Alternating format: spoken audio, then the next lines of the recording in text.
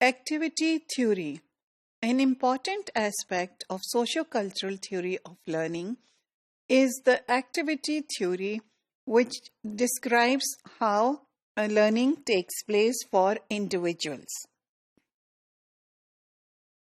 This was primarily developed by Leonetiv, who was a successor of Vygotsky.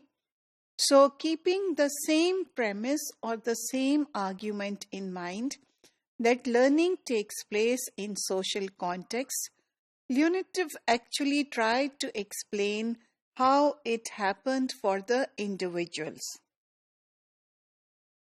So, yes, the emphasis remains on the social context of individual learning. And during the social context, he would say that learning takes place within an activity. What is this activity? Now, activity is when a group of learners comes together for collaborative action, for doing something together, and they interact with each other during that activity to accomplish some task. Now, if a task has to be accomplished, then there has to be reached among the learners who are there in the group what we call intersubjectivity. Intersubjectivity is nothing different from common understanding. So the learners engaged in a task need to be or come on the same page, have a mutual understanding of what the task is and what or how will they achieve it. At least try to understand what they are trying to do together. During this activity, there is what we call assisted performance. That is, the learners in the group assist each other to perform small steps of the task. So there is what we call co-construction of knowledge. So children are, or the learners are, helping each other to accomplish a task. And of course, it happens in the social setting.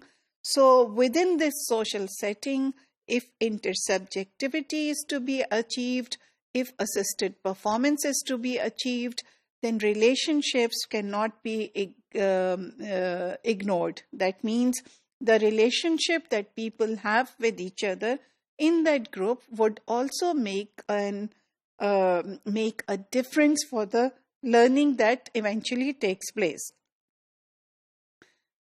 So within this activity, if we look at the core of the activity, Leonetiv would say that there are a few basic things going on.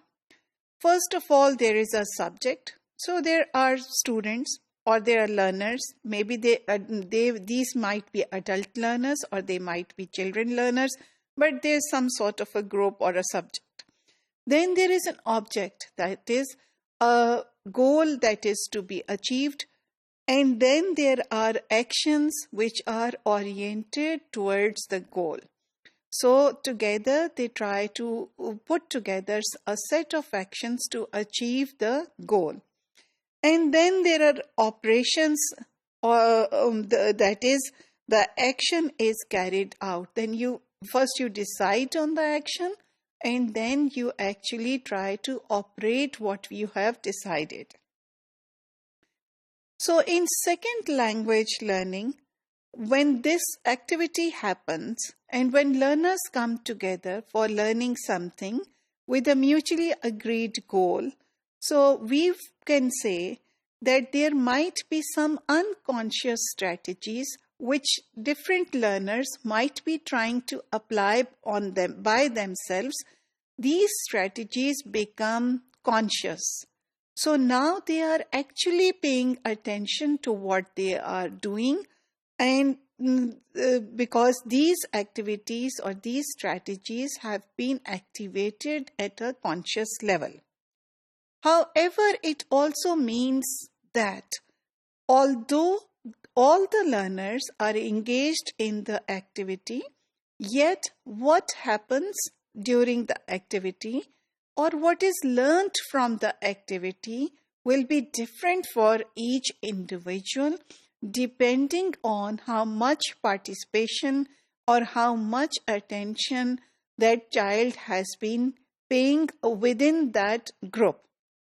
So we are saying as teachers then that we might give an activity to a group and the group might try to resolve the issue. For instance, a second language learning exercise or whatever task you have given to them, but the resulting learning will be different for each one of the learners. It will not be the same.